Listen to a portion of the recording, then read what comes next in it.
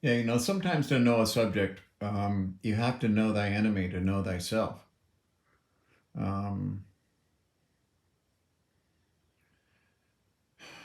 you got to use your imagination and kind of put yourself in the other side's shoes when you look at the decisions that they've made and how they're comporting themselves.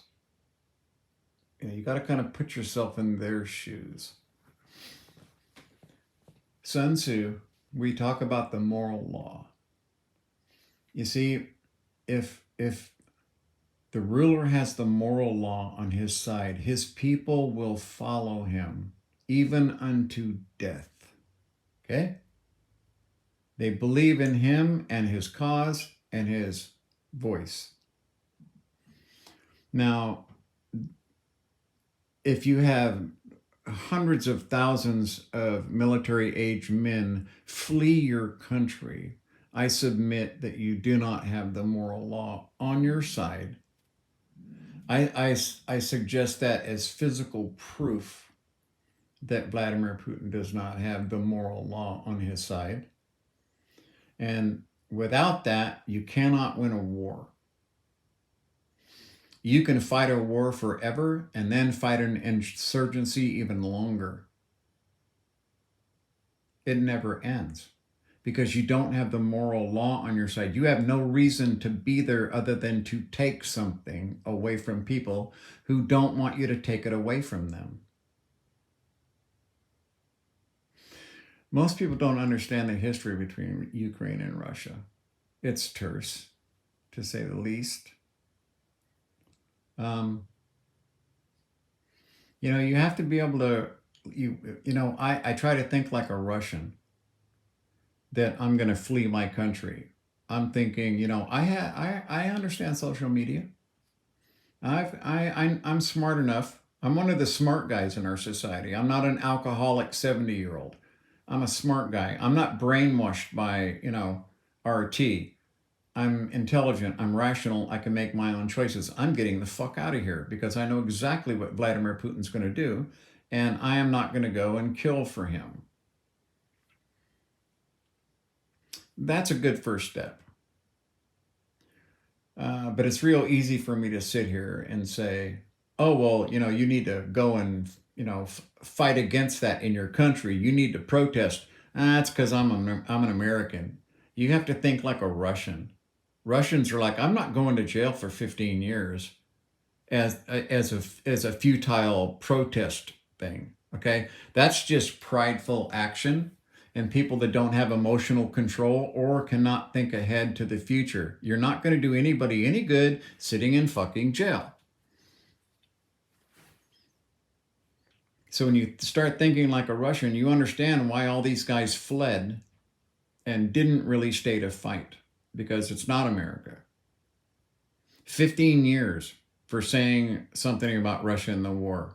Wow. If I said something on YouTube about the United States and Iraq and what we fucking did there and how we fucked up and how many innocent people died, and then they came and put me in prison for 15 years, that's like me thinking a dog could jump to the moon. You know what I mean? A cow could jump over the moon. It's that ludicrous, and but then you're not thinking like a Russian person, a rational, intelligent Russian who's saying, I just have to leave. That's my only choice right now. And hope the world understands and can put themselves in my shoes and understand why I left and why I didn't stay to fight. At first, I thought, well, you guys should be putting up more of a fight. And then Putin passed the law that you could get 15 years for speaking out. And I thought, okay, well, now I kind of understand at that point. You don't really have any choice. I submit that that's absolute proof that Putin doesn't have the moral law on his side. Without that, you can't win a war. See, despots and people with these inflated egos, they're megalomaniacs, basically, okay, like Trump, Elon Musk, Vladimir Putin, Erdogan, Saddam Hussein. All these guys, they all had this overinflated, they had this egomaniacal fucking thing where people's lives don't matter.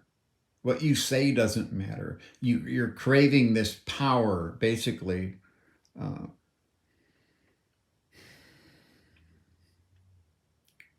they don't think rationally. Human life doesn't matter to them.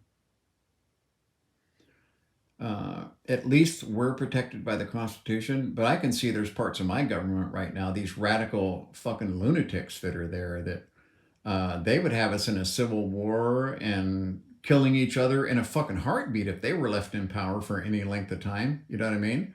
They'd be passing laws saying you can't do this and you can't do that, you can't do this, or you can go into prison.